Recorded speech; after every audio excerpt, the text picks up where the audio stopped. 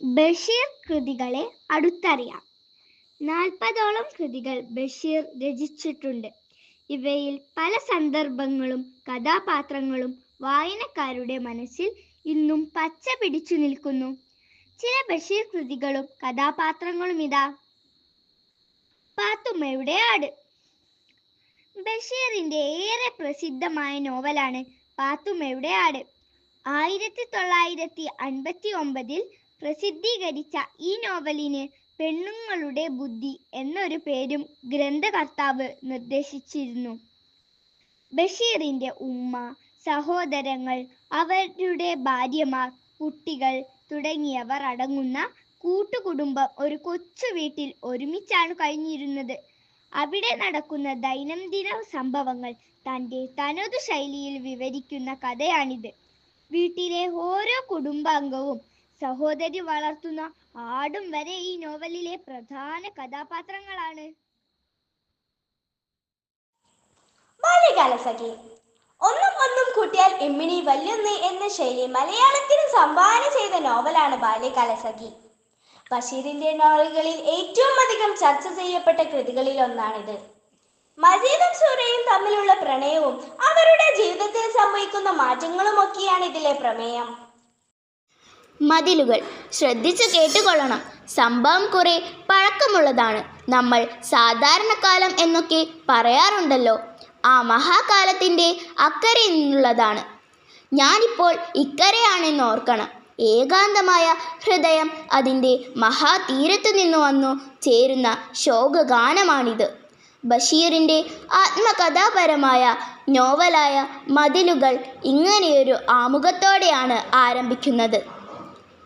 1965 പുറത്തിറങ്ങിയ ഇതിൽ രാഷ്ട്രീയ തടവുകാരനായി ജയിലിലെത്തുന്ന ബഷീർ തന്നെയാണ് പ്രധാന കഥാപാത്രം. ജയിലിനകത്തു പൂന്തോട്ടം നിർമ്മിച്ച് ജയിൽ ജീവനക്കാരുമായി നല്ല ചങ്ങാത്തത്തിലാണ് ബഷീർ കഴിയുന്നത്. ഒരു ദിവസം മതിലിനപ്പുറത്തെ പെൺ ജയിലിലെ തടവുകാരിയായ നാരായണിയുമായി ബഷീർ ചങ്ങാത്തത്തിലാകുന്നു. മതിലിന് 2 വശങ്ങളിൽ നിന്നും പരസ്പരം കാണാതെ അവർ ഒരുപാട് വർത്തമാനം പറയുന്നു. ചെടികളും ഭക്ഷണ സാധനങ്ങളും കൈമാറുന്നു. പരസ്പരം കണ്ടുമുട്ടുന്നതിനു തൊട്ടു മുമ്പ് ബഷീറിനെ ജയിൽ മോചിതനാക്കി കൊണ്ടുള്ള അറിയിപ്പുമായി വാർഡൻ വരുന്നു. ശബ്ദമിടറിക്കൊണ്ട് ബഷീർ ചോദിക്കുന്നു, "Why should I be free? Who wants freedom?" എല്ലാവരും കൊതിക്കുന്ന സ്വാതന്ത്ര്യത്തോട് കഠിനമായ വെറുപ്പോടെയാണ് ബഷീർ ജയിലിന് പുറത്തേക്കിറങ്ങുന്നത്. കയ്യിലൊരു റോസാപ്പൂവുമായി വഴിയിൽ സ്തബ്ധനായി നിൽക്കുന്ന ബഷീറിലാണ് നോവൽ അവസാനിക്കുന്നത്. കത്തുകൾ. ബഷീർ എഴുതിയ ചില കത്തുകളാണ് ബഷീറിൻ്റെ കത്തുകൾ എന്ന പേരിൽ പത്രപ്രവർത്തകയായ കെ ബീന സമാഹരിച്ച് ഇതേ പേരിൽ 2003 പ്രസിദ്ധീകരിച്ചിട്ടുള്ളത്. ബഷീർ കെ എ ബീനക്കും ഭർത്താവായ ബൈജു ചന്ദ്രനും എഴുതിയ കത്തുകളാണ് ഇവ. മറ്റൊരു കത്തു സമാഹാരം കൂടിയുണ്ട്. ബഷീർ എഴുതിയ കത്തുകൾ എന്ന ഗ്രന്ഥത്തിൽ 1945 മുതൽ 1994 വരെ ബഷീർ പലർക്കായി അയച്ച എഴുത്തുകളാണുള്ളത്. പോൾ മണലിൽ ആണിത് സംഗ്രഹിച്ചത്. ആനവാരിയും പൊൻകുരിശും. സ്ഥലം എന്ന് വിശേഷിപ്പിക്കപ്പെടുന്ന ഒരു സാങ്കല്പിക ഗ്രാമത്തിലേതാണ് ഈ കഥ. ആനവാരി രാമൻ നായർ പണ്ട് വെറും രാമൻ നായരും പൊൻകുരിശു തോമ പണ്ട് വെറും തോമയുമായിരുന്നു അത്ര. ഈ പേര് അവർക്ക് ലഭിച്ചത് എങ്ങനെ എന്നതിനുള്ള ഉത്തരമാണ് ഈ കൃതി എന്ന് ബഷീർ പറയുന്നു. എൻ്റെ ഉപ്പൂപ്പാക്ക് ഒരു ആന ഉണ്ടായിരുന്നു.